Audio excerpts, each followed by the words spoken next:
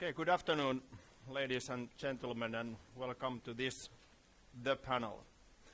I had two objectives. One of them was that I would like to have this room full of people. Checked. Done. The second point was that, yes, we have had already a pretty long day, very good, interesting discussions. So make this panel with Anna and Tim interesting for all of us. And we will check that after 1 hour. So my name is Jarno Limnéll. I work as a professor of cybersecurity in Aalto University in Finland. And we will be spending together with this very topical issue next 60 minutes. Before I give the floor to Anna and Tim, just few words to create the context. So, when we are actually talking about future, technology, security, that's more or less the topics that I have been working all my life, working with security issues. In military as an officer, in academia as a professor, CEO in the security company. And I have to say that I have been a little bit surprised lately that when I'm thinking about the future in this field, I am actually more and more surprisingly thinking about two different issues.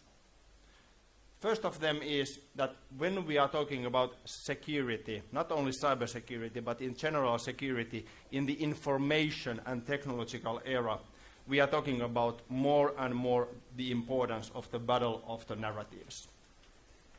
And when we are looking at the future, I think we are looking at more and more the battle of different narratives and whose narrative is going to be the winning one.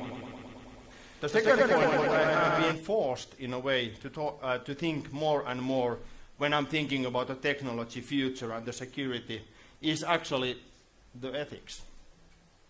Ethical and moral questions.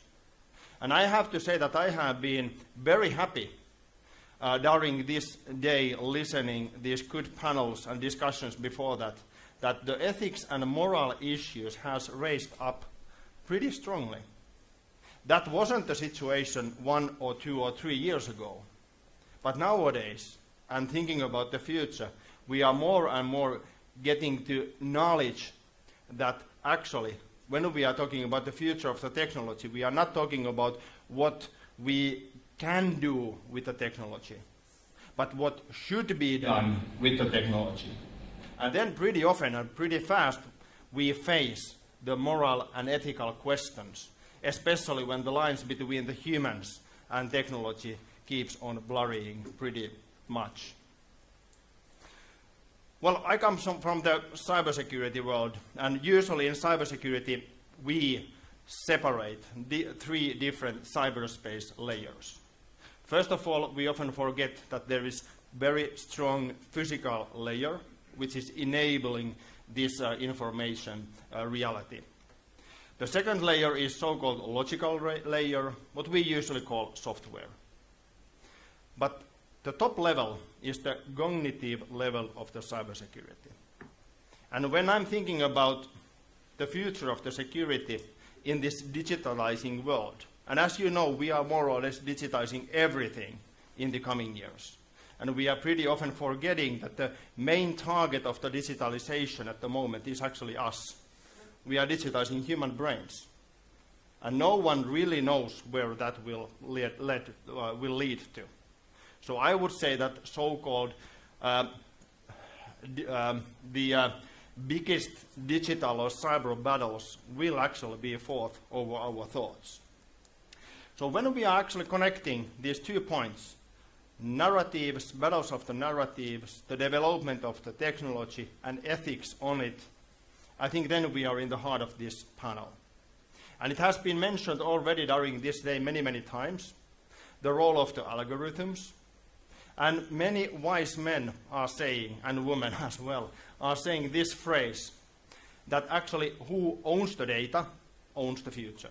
Or who owns the algorithms and control the algorithms actually controls more and more in the information technology era our thoughts and opinions.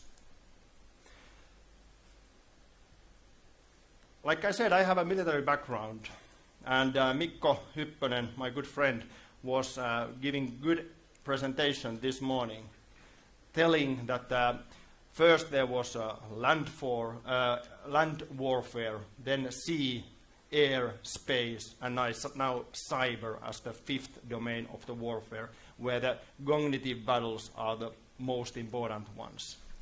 At the same time, it's not enough for us. There is so much knowledge in this room that we concentrate only what is happening at the moment or what we have been seeing past or somewhere else, because then we are always one step behind. And now it's time to think about, when we are talking about the algorithms, when we are talking about the micro-targeting, that what will be the next step, as well as in the future of the warfare. What will be the sixth domain of warfare? Probably the best guess what I can give you at the moment is the human brains, and hacking the human brains as the sixth domain of warfare in the coming years or in the coming decades. But Anna, you come from Latvia, yes, right? Yes. You work as a data protection officer in a COBALT company. Correct. Very good to have you here. How you say good afternoon in Latvia?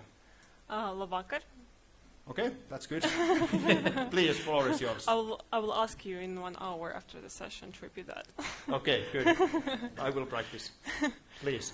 Okay, thank you very much for the introduction, and I'm glad to see so many people here, despite of the good advertisement of other sessions and nice views. As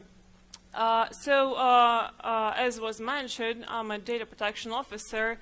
I work with Latvian and European law, and I'm a cybersecurity specialist. And I work with many different clients, from private sector, with individuals, from public sector as well. So I can see picture from different points of view of how the targeting issue is actually works.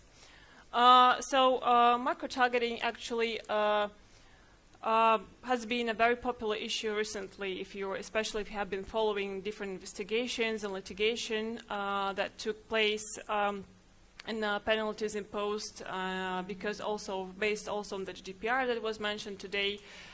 And I would like to pay your attention today to three main topics within my presentation.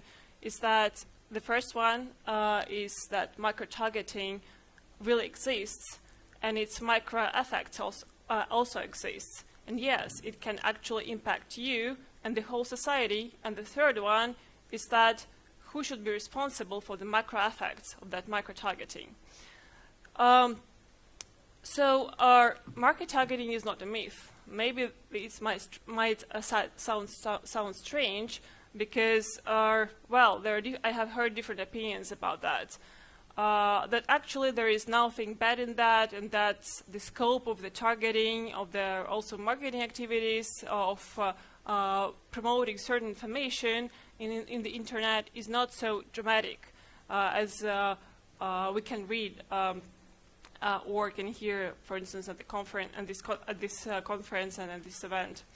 However, if we put in our information, or our information is collected, and we actually don't see, we cannot touch what is happening behind the scenes, behind the curtain, and which algorithms are used, where data is being transferred, and how data is being used before we offered any kind of information that we receive. And many people actually think that, nothing bad happens, and if the company that holds a certain platform, like a social media website or a database, for instance, anti-money laundering databases that collect information, scrapes the internet and collect different kind of information on persons. It looks like if the company and the holder of the information is still alive, there are no major penalties imposed, no major litigations take place. It looks like everything is okay, and there's some kind of smart guys that will figure out what is happening behind the scenes, and our data is going to be in safe hands. And here I would like to refer to and maybe to compare targeting and the data processing that takes place for the purpose of microtargeting with one industrial accident that was brought to the attention recently, to wide attention recently because of the very popular TV series. So maybe you have an idea what I'm speaking about. It's about Chernobyl accident. So it looks like quite strange comparing such huge nuclear power plant accident with microtargeting. But actually, if we think about that common residents that were residing in the area, they also didn't know what was happening behind the curtain, and there were no warnings, there were no notices. There was an idea that there are smart guys who are going to solve the issue. Okay, there was smoke, but there was no major explosions or fire observed by that residence. So there was no basis for being afraid of anything. And actually, the result, both of this industrial accident and the market targeting, could be quite similar because, okay, in the case of market targeting, we really can manipulate the minds of people, and this can lead to very serious results and very serious problems, to wars and really serious conflicts, biases, and also can also impact our lives and can lead to losing lives. Or can endanger lives, and unfortunately I had such cases in my practice, so it's really happening. So what is happening in that data processing reactor is that we can put in our information by ourselves, but that doesn't really happen very often because people are kind of lazy, they don't like spending time in filling in different forms, and so in order to facilitate the process, certain holders of the certain platforms like social media and databases, they're collecting information what we're doing online. Yes, how we're moving mouse, what the music that we have listened, the videos watched, our emotions, likes, dislikes, what our friends were doing, what we have been chatting about, although we thought that maybe communication is kind of private, but it is not. This information is then transferred to that holder of the platform, and that can be transferred further or sold further in order to build our profiles, our new digital personalities. So in the end, we have kind of different pieces of our personalities and split it together based on who we are and what our interests are, what the interests of our friends and contacts online are. And these different personalities, and each of us can have different kind of profiles and personalities. They can be quite general, like a man lives in Stockholm, likes dogs and sunny weather, or can be much detailed and have much more personal information, like married, has spent time in Asia and in the US, likes traveling, has serious health issues, is a frequent visitor to a certain bar, and doesn't believe in God, etc. So this information looks quite really personal, and not only like personal data, but really related to personal life.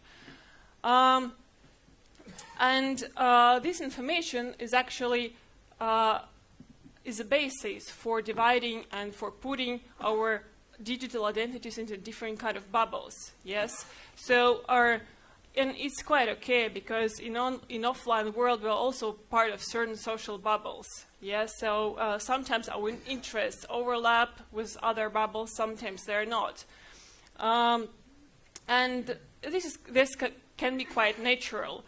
Well, okay, in online world this can be rotating because sometimes we can be put in wrong bubbles, and then we receive some kind of different strange targeting material advertisement. For instance, you can spend 2 hours in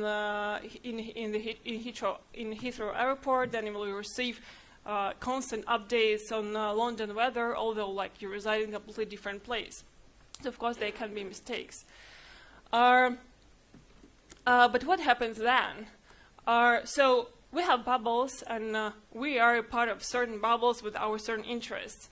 And certain service providers, holders of information, they collect the information our interests, so on our actually big places of how we can be influenced, and they target us with certain information on marketing new products, on promoting certain political views, on presenting certain facts. And so we consume the information, and it is very good if you can really be very critical to, about that information. But sometimes we're not. We consume the information, and our interests are updated because, for instance, we liked new pages, we added new contacts, we followed new groups, we posted new information online. And then our bubbles are being rearranged. And so we became a new personality. We like added some new features to our personality. And because our profile is updated, then we receive new targeting, some kind of updated targeting information based on our new interests and updated interests. And so step by step, following this constant process and going through different iterations of updating information, also our views and our understanding of a world, of a situation, I don't know, of a products provided to us, offered to us, is constantly changing. And I also can invite you to, if you're, for instance, if you're registered with some kind of social media, try remember how your news feed looked like several years ago. Is it really the same as it looks like now, or is it still updated? Because, for instance, in my case, it is really changed. I don't like the way it is changed, but maybe algorithms are changing, or the ways of how I use social media is changing. And I mentioned that I paid attention actually to the fact that our social media, especially social media, and also news portals have been used in order to, like the platforms of aggregating news, were used in order to aggregate information in one certain place, in order not to visit different websites where we have news posted they're changing the view of how we see the world. And our understanding of how the world works, of what is happening around us, is also changing depending on the algorithm. So we are becoming different personalities. Why is it happening?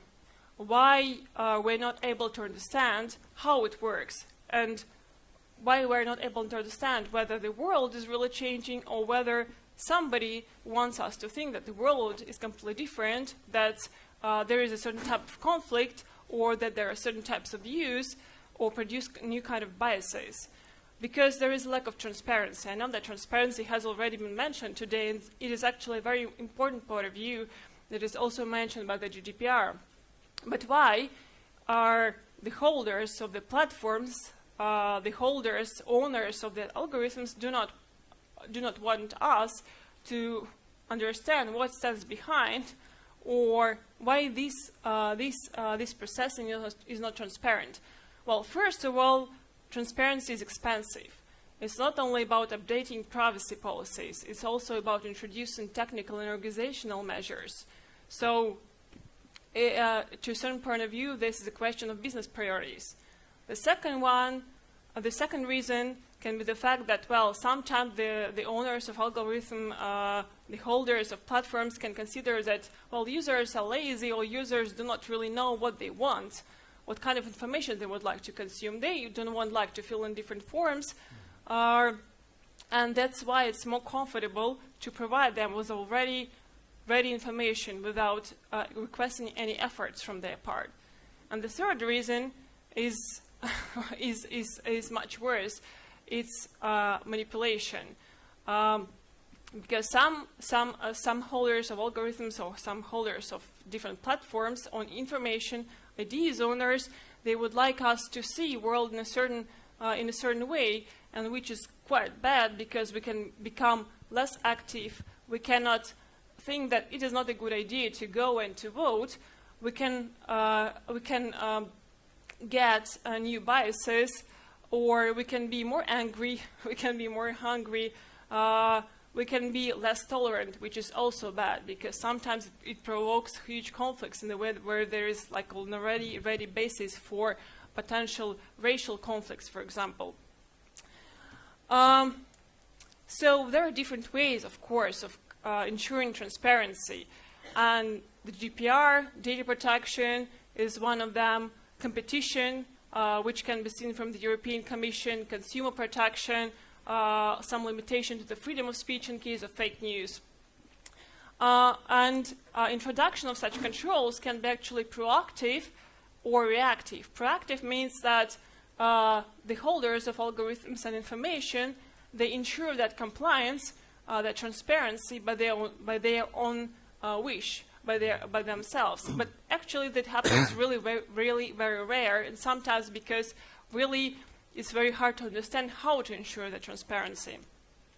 And the most effective way and the approach that also has been seen and observed recently is reactive. That's when such holders of algorithms are subject to different kind of audits, requests, complaints, litigation, and we can see that also with different penalties imposed recently in the field of data protection. For example, Google is fined for 50 million euros, or in the political field and data protection. For example, in the UK, the penalties were imposed for illegal data processing used for targeting people in case of Brexit, in the case of Cambridge Analytica, and recent fines also were imposed in Belgium and in Cyprus for local elections, for using data for local elections, and for European Parliament elections. And I've also heard and read about different issues related to using data for political purposes in Spain and in Romania and other member states. So it's quite a hot issue. But still, this is happening. Penalties are being imposed, which may be good news in our case. So, but the penalties are why, because of the reactive nature of that transparency. It means that there are usually some kind of different actors, like NGOs or even private individuals, that are ready to protect their right to privacy, that are willing to do something for the sake of transparency, but still many people are very passive in regards of that. So here's a question maybe to think about: do we really want to know the truth, or we're really comfortable within the bubbles that we are living within, and we're very comfortable with the truth, yes, that we are presented with, being the part of a certain bubbles that are constantly developing and based on maybe the necessity and needs of other third actors. Yes, so maybe we also would like to be proactive, and so basically we have a choice. Also being proactive and trying to support the new decisions to make other actors responsible for algorithms and platforms introducing transparent decisions, or maybe we can stay within our bubbles and but maybe can be an evidence of the fact that we're so comfortable within the bubbles, that undergone so many iterations, that like we are very ready and maybe we are happy of being the part of that brave new world. So thank you for your attention, and enjoy the rest of the panel. Thank you very much. Thank you very much, Anna. Hey, before going to Tim, I have to ask you one thing, because one word what we have been repeating, and that's a good thing during today, is the role of the education. Yes. And you talked a lot of the social bubbles, which can be defined as provided cognitive reality. Mm-hmm. How would you say, what is the level of the education or level of the understanding, like general people here in Latvia, concerning about these issues, what you just told to the people here? Well, I would say that situation, people not do not really feel stressed until something bad happens. Yeah. And I guess it's quite common, not only in Latvia, but in all other states. So, the good news is that when GDPR started to apply, people started to paying attention more to their privacy than they used to than they used to do. And unfortunately, mainly because of the penalties, because when they don't like something, they don't like service provider, unfortunately GDPR was used as a good way to, as a revenge for some other issues. And quite funny, but this kind of irrelevant use of GDPR and GDPR complaints triggered the fact that people started thinking about privacy and also different information coming to their attention, also targeting more. So the initial reason for caring about that was kind of wrong, but the result is positive. Very good. Okay, Tim, it's your turn, and you come from the Harvard MIT Director Ethics and Governance of AI Initiative. What do you like, Riga? Do I like Riga? Yep. Oh, it's great. Yeah, I've been here for 24 hours and I'm very jet lagged, but beautiful city from what I've seen. So good, but you still have energy. I still have energy. Some okay, energy. We'll see. If what I say is just words for the next few minutes, you can just let me know. Okay, please. So I come at this topic from two different directions. One of them is that my experience before the Harvard MIT program I helped run, I was Google's head of public policy for AI and machine learning. Of course, those technologies are used in a lot of micro-targeting and segmenting, so became very familiar with how the companies think about this issue, and specifically how they think about it from a regulatory standpoint. So that's one direction by which I come into these issues. Probably more relevant for this conference, however, though, is that I am also pursuing some research on defense strategy. And so the remarks I'll mention are based on a paper that I recently did with the Office of Net Assessment at the Pentagon, which is essentially the Pentagon's long-term think tank. And the paper really starts from this question, right, which is there's something about warfare that increasingly seems cognitive in its dimensions, right, like you mentioned. But I think any argument that the cognitive is now, say, a new space of warfare needs to argue why this is different from the past, right? One might say that disinformation has always been a tool of state power, right? And certainly the military use of leafletting during World War II and radio broadcasts during the Cold War was all part of statecraft and all part of competition. So we have to really argue, why is it that we feel the cognitive is so specifically different now?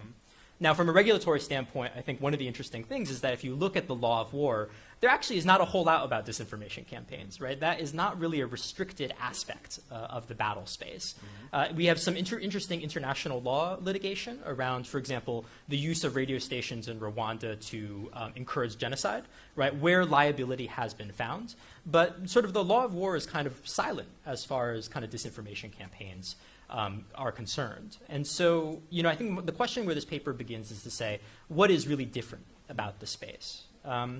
And one of the arguments that I make in the paper is that you can think about information warfare as going through a shift largely driven by things like the internet. And it's what I call sort of a cartographic shift. So if you imagine in the past, you're going to go try to influence a population of people and you drop a bunch of leaflets over the city. It's very difficult for you to tell whether or not those leaflets were effective. Who picked them up? Who changed their behavior? All of that is very unclear. Same with a radio broadcast, right? We're broadcasting radio across the Iron Curtain. How do we evaluate who's listening to it, right, and whether or not it makes a difference? Those have been traditionally difficult aspects of the information space. It's just been difficult to know who you're targeting and whether or not it's having an effect. So one argument you could make is that there's a cartographic revolution, just like we can now see the map of social relationships. And my argument in the paper is that that creates a number of important shifts in information warfare and may be a justification for why we might want to think about creating more discrete defense doctrine in the space and maybe even more international law in the space. So one of them is, in effect, what you have here is precision strike capability, right? You went from a world where we would just, what they call spray and pray, right? We just send the message out and hope it works, to basically saying, well, Tim is a person who lives in California, who has these relationships with people and is interested in these types of topics, and we can reach in and kind of push that person directly. And so one thought here is that essentially the persuasive warfare of the 21st century really ends up being a battle over the manipulation of networks than it necessarily is over the battle of messages per se, right? And this would lend you a nice interpretation of things like hybrid warfare, right? Where the notion may not necessarily be to advocate for a certain side or persuade anyone, but the main idea is how do you create enough conflict between the social network of people in a country? So maybe to leave a few questions for this audience and maybe as grist for discussion, you know, the paper sort of ends by saying we need to develop better defense doctrine in the space. And so maybe 3 questions that have been really on my mind, which I think are interesting and I don't really have good answers for, but I think this group might be able to contribute to that discussion. The first one is, how can militaries organize to effectively fight in the space, right? One aspect of the new information environment is, in the past, you'd have to print the leaflets, you'd have to put them in the plane, you'd have to fly them over the city and then drop them, right?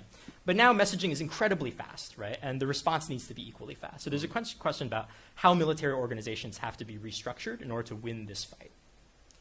Second one is, you know, how does defense manage its relationship with civil society, right? I think one of the reasons why we're often very kind of conflicted about the regulatory solutions in the space is it conflicts with our idea that civil society should be the ones responsible for defense against mistruths, right?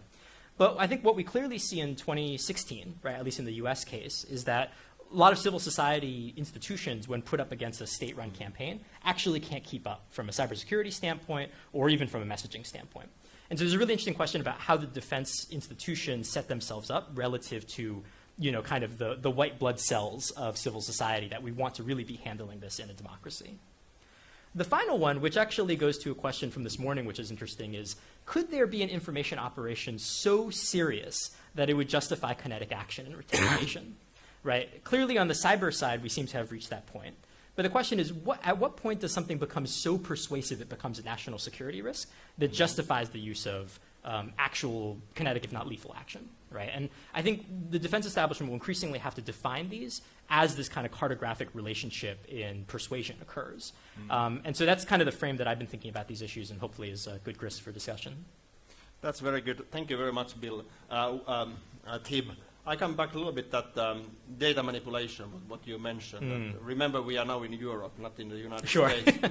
And we are talking about, of course, here Russia and some other state actors. And then at the same time, we are talking about these huge technological giant companies. A straight question, which one of these state actors of these tech companies are bigger threat to Europeans in data manipulation? Right. It's a question of which actor you think is easier to push around, right, is the way I think about this issue. In a battle space, you can either shift the combat to a new domain, in which a new landscape, in which you think you can win, or you can just directly destroy the adversary, right? And I think right now, particularly with the regulatory reputation of Europe, I think the advantage may lie in terms of pressuring the companies in the space, right? Because they are responding to the incentives of regulation in a way that I feel like Russia may not. And so I think that if you had to ask me which one is the more promising route to kind of win this, and we should ask the question of what it means to win this, right? I would lean in favor of putting more pressure on the companies. Good point. Hey, I'm going to use a little bit your brains now, because we have to look at the future at the same time when we are talking about especially this issue in the panel. Just imagine the same panel, in the same beautiful building after 10 years, having this same topic. What has really changed within next 10 years in this field? What would you guess or evaluate? Sure. One response to that is, right now it's a really interesting question whether or not the damage that comes from a persuasive operation or a disinformation operation is that you actually persuade people or that you persuade people that you persuaded people, right? There's some interesting empirical evidence, at least in the US, right, that suggests that it's possible that the Russian campaign had no appreciable effect on the election. But obviously the perception that it did and the willingness of a state actor to take that was huge in terms of national focus, time and attention, cost, right?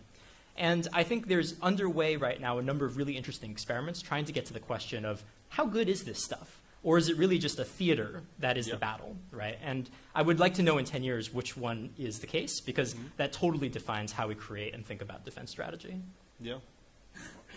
What are your thoughts, Anna? Well, it's quite an interesting question, because here I think that we should divide and separate like that marketing, targeting, because now the business model maybe will change and now we receive some kind of social media services, online services for free. I mean, we don't pay anything, but we provide our data. So there can be two options for marketing. It's that the users will be asked consents each time, which is not so user-friendly, and the other business model is that users will pay for not seeing different kind of marketing materials or having ad-free space. But what depends other types of targeting, like for political purposes and security purposes? Well, that is quite interesting, because it really, and fake news, yes, it really depends on how if there are any solutions. So there are also, as I see, there are two options. There are going to be technical solutions that will be able to detect the fake news, which is quite also maybe using AI that you discussed in the previous panel, which is also a very hard task, because first of all we need to decide what fake news mean, and what does it mean unapproved information, or whether these are really fake news and fake information. And the second way is that really the level of education will be like higher, and people will be able to detect themselves information, because like several years ago, the post like "you will never believe that" had more clicks than they have nowadays, because people learned and they understand now that this kind of posts are not really very reliable. Mm-hmm. Very good. Thank you both. In many international conferences recently, we have been discussing about mind manipulation and how that will develop in the coming years. And especially from the technology point of view, we have used in the history that usually the most modern technology comes from the military, and it's used for military purposes. But when we are thinking about this field, what we are talking about at the moment, the information domain, and how that will manipulate maybe in the future even more our minds, that technology is not coming from the nation states, not coming straight to the militaries. It's coming from these tech giant companies who are actually going to be more and more powerful. And I think especially here in Europe, we are a little bit more and more concerned the power of these technological giant companies and how they are growing. What do you think, Tim? Are they going to be too powerful, too strong companies? Oh, yeah. I mean, if they aren't already, right? Yeah. Good point. Yeah. I think that there is a lot which is, just kind of rumor around the platforms, right? So, for example, there's some interesting research results around the filter bubble. And one of the interesting results in this paper is basically to argue that it turns out that the people who have the least exposure to social media, at least in the US, are the ones that have become the most polarized over the last 15 years. Right? It was a very interesting question, because it actually pushes against the traditional notion that, social media puts us in filter bubbles, so the young people these days, they're very polarized, right? Yeah. Now, that's to say basically that there's a lot of urban legends about the platforms. But if the question is whether or not they wield any power in society, obviously they do. And I think there's a very big question underway as to, what kind of regulatory structure do we want them to live under, in the next X number of decades. Yeah. And so, yeah, I mean, I'm totally on board with your position on that. Yeah. We'll see how that will develop. What about you, Anna? Do you miss European options? Well, I think that it's all about balance of power. Because, of course, that technological giants, they provide technological solutions. And their solutions can be used both by private parties or can be used by nation states. And I know, for example, in order to detect some kind of suspicious activities that are dangerous for state security. But in a certain point of view, when that technological solution is becoming more popular and is more requested, and the demand is quite high, they're quite big and they're not under control anymore. So nation states also cannot control them. And I think this is actually the moment where we can see it right now, that regulators, at least in the European Union, started chasing Facebook, Google imposing fines because they're really under control. And if some kind of party is out of control, so it's like who has a nuclear weapon?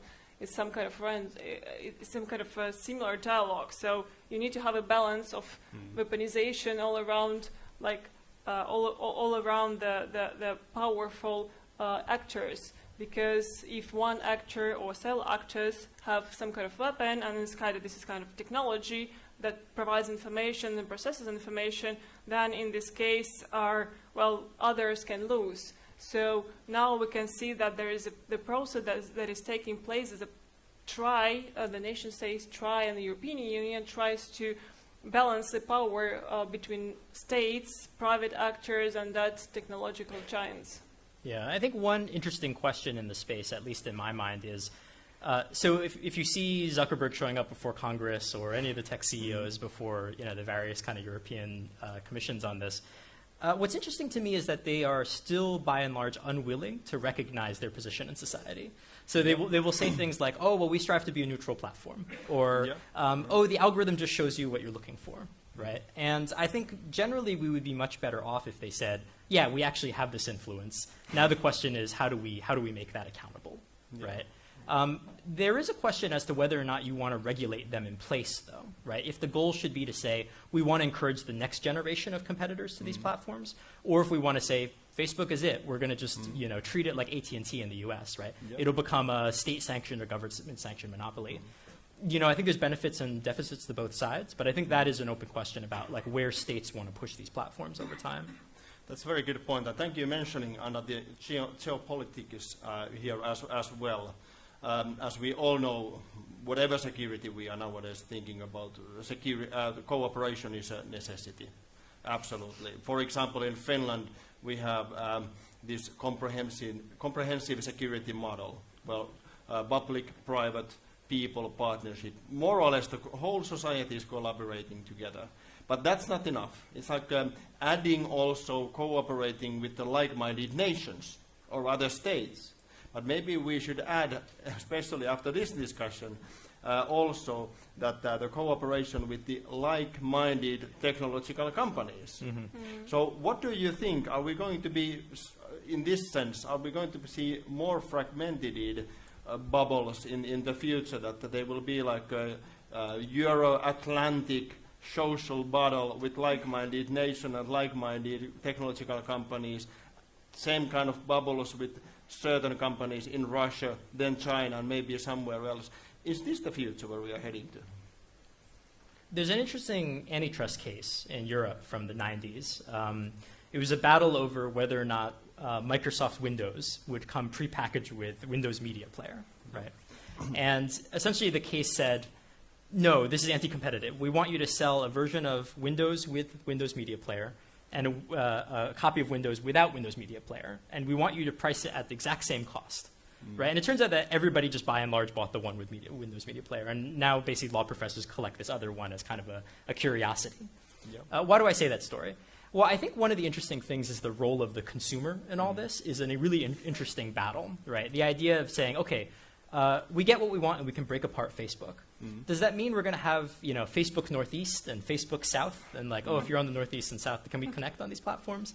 Right? I think like there are some interesting questions about like, is there types of regulation that will destroy a lot of the benefit of the technology? I tend to be an optimist. I think like there's ways of kind of cutting between and like actually creating models that are sustainable. But I think this is one of the big questions that need to be worked out, because it has to be not only a tool that we find relevant or protective of the public interest, but it also has to be sustainable as a business, which I think is also a big question. Yeah. What do you think, Anna? I guess this is one of the aspects here that was to be mentioned in the need for kind of political cooperations between corresponding regions, because, for example, GDPR has an effect also outside of the European Union for the companies that works and provide goods and services to the residents of the European Union. So, and of course, I mean, European regulators cannot like go to China, to India, or to the US and impose penalties. And in this case, the ability to really impose penalties or to implement GDPR outside of the EU depends on how really politically different states cooperate between each other. And we see that companies based in the US actually are, many of them said that, okay, it's much easier for us to be GDPR compliant than trying to figure out how to split American and European markets and European American consumers. So here we can see that there is like a comparison path. Of course, if you're going to the east, this is a completely different story, because these states are not considered safe, and it's not quite clear how you can implement GDPR there. The only way is that there is some kind of violator coming from Russia or from other states based on the east, then the only solution, working solution, is to block the corresponding source of information, so there is no kind of comparison possible. So I guess it depends also, although we're talking about legal perspective, a lot depends on how states will decide to cooperate between each other on a political level. I have just maybe one little wrinkle that I've been thinking a little about, which is relevant to this discussion, is I have a bet for what I think is going to happen in the next 12 months. I think increasingly you will hear from American companies saying we're in the middle of a tech arms race with China, and you shouldn't regulate us because it would prevent American competitiveness in the space. I think that's an incredibly potent narrative that, particularly in the US at this point in time, will play extremely well. And so we haven't really heard this by and large from the companies, but seems like a very natural line of attack in trying to fend off these kinds of arguments. And I think is a really interesting place where these two narratives conflict, right? Is like you want to bring these companies to account, and how do you also win this trans-Pacific battle, right, in technology? I will follow very carefully what will happen within the next 12 months, and then I will contact you. Sure. Hey, one last question before opening the questions to the audience. We are pretty often talking in a strategic way in these issues, and pretty high level, but we maybe every now and then a little bit forget that in the front line of all these battles is actually the average citizen. So what would be your advice? What like a normal European or American citizen should know about these issues, what we are now discussing here, and how we are able to increase the awareness of these issues? What do you think, Anna?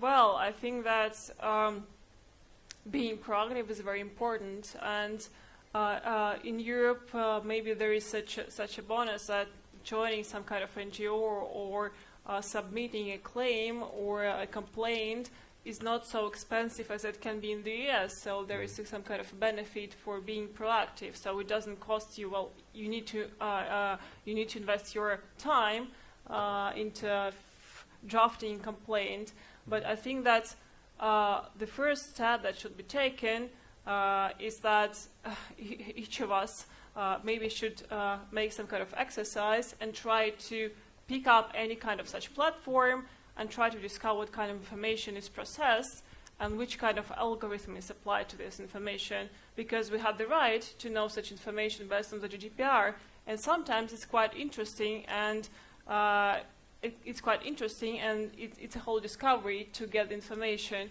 And if you have suspicion that something actually is not discovered and is not disclosed to you, then you're entitled to go against the corresponding platform. So know your rights and just exercise them. This sounds pretty simple, may request sometimes additional resources, but I think that Europe is a good way of to do that, because it's quite simple, and it became much simpler with the GDPR. Tim. So this maybe goes to the question that I sort of nodded at a little bit earlier, which is we have to ask the question what it means to win in information warfare.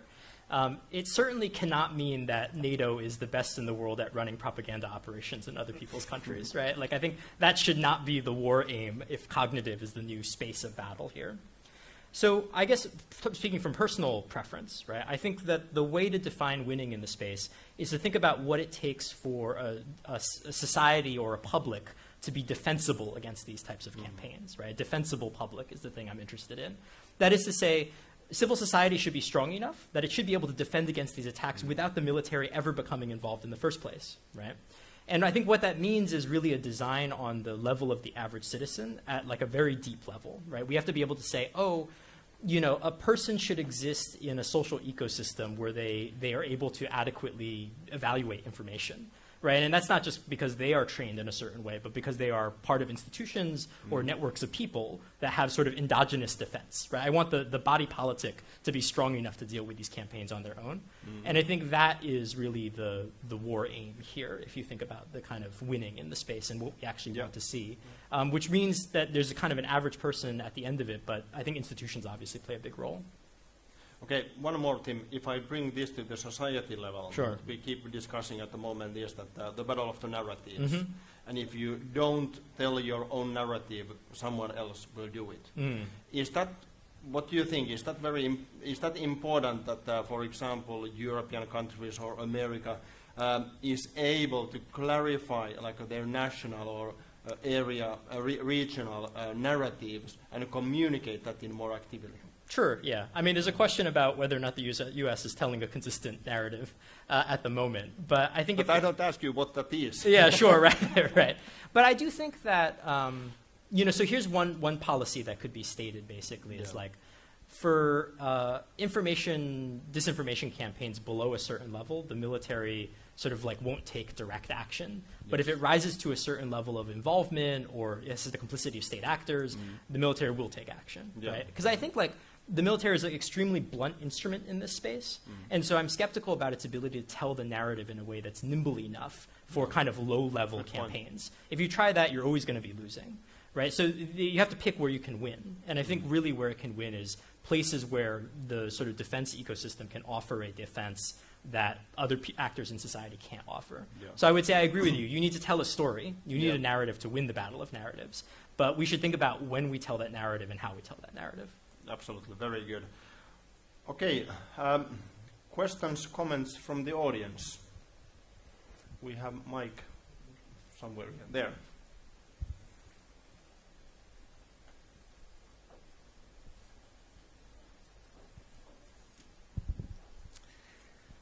Hello, my name is Anna Reynolds. I'm an editor at the COE here. We talk about conflict a lot. We talk about algorithms and info-ops creating conflict. Can we use artificial intelligence to help us understand the other side better, to create collaboration instead? That'll be enough. Yeah. Good, thank you.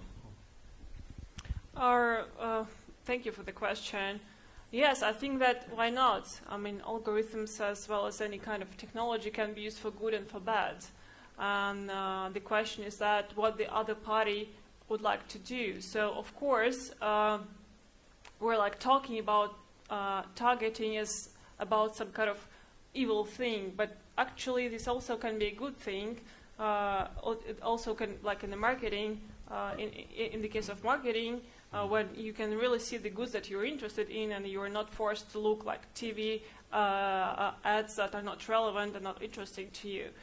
Targeting the information, the algorithms can be used also to provide you with some kind of socially important information or important events that are based on your locations, different disasters, etc. So, for sure, yeah.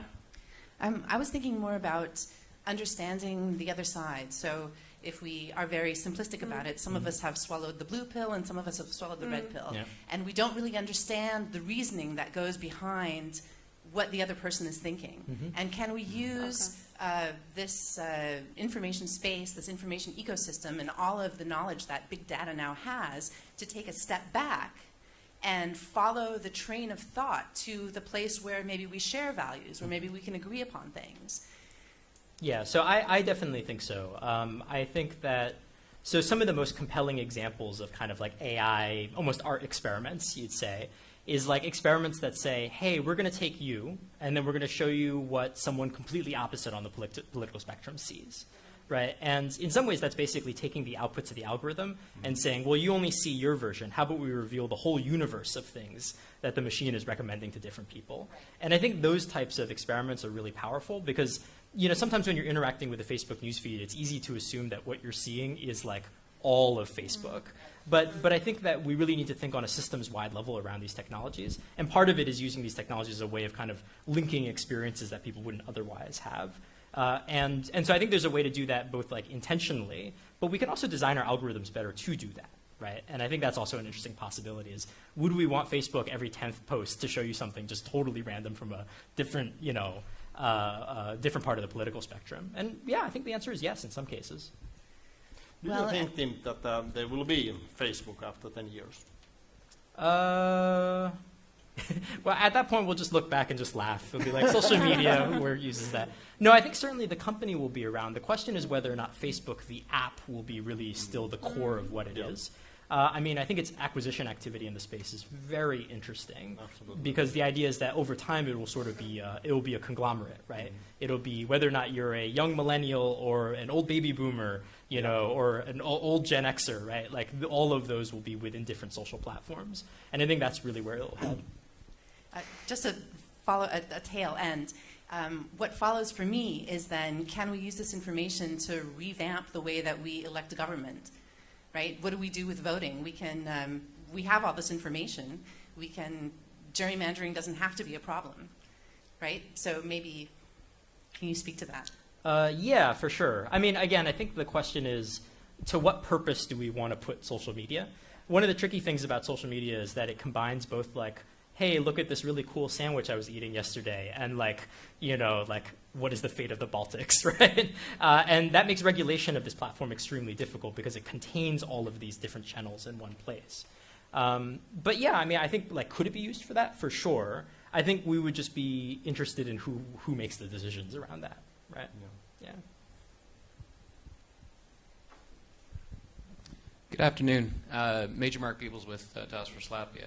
Sort of to follow on, will Facebook exist in 10 years? We talk about the amount of people who are starting to understand just how much of their information is being put out there and how it's being used. So we see those people who are comfortable with that. We see those people who are not so comfortable with that and want regulation.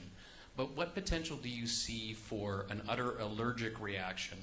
So you'd have new users, the people of my kids' generation, unplugging or going to a different medium or going to a different net altogether.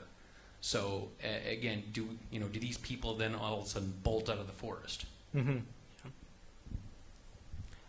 So this is also kind of a question about ownership about information, because, well, I think that it is already happening, because I think that Facebook is not so popular for the younger generations as it's for my generation.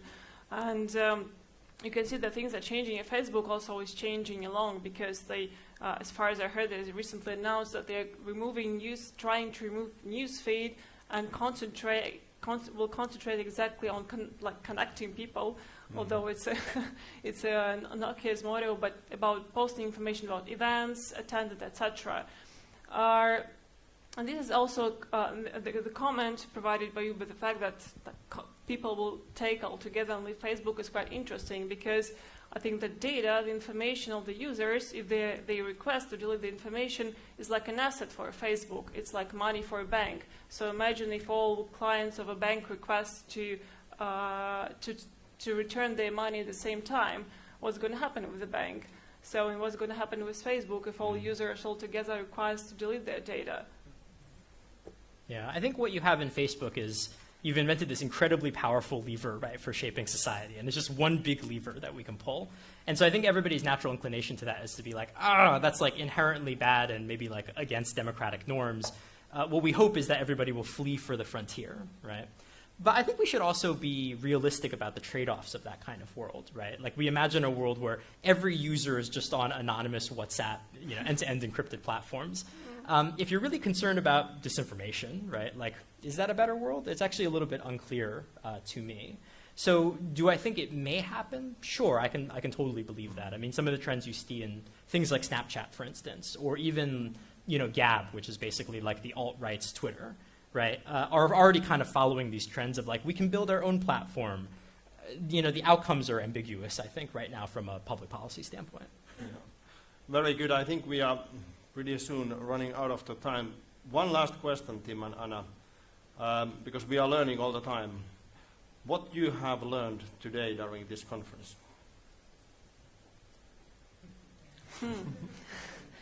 I'm trying to pick up the correct thing. Well, I think that what I learned today is that I'm in the same bubble with many people here. So our ideas are not so different from what my ideas have been before the conference. And the thing is that we're still on the same page, and we all agree the fact that information, personal data, or any other kind of information is a valuable asset that can be used for different purposes, for good or for bad. And this is completely dependent on us, how it's going to happen, what path is going to be chosen for the next step. Yeah. I think what I've learned is, so there's an element to which strategic communications is sometimes essentially like old people complaining about what young people do on the internet, where it's like, the kids these days, they don't evaluate information like we used to. And I think that is like, it's easy to slip into that trope, and I think the constant battle is to basically say, is what we're talking about just a generational shift that we feel uncomfortable about, and like what is actually, say, a national security threat? And I think distinguishing those two is like very important in these discussions.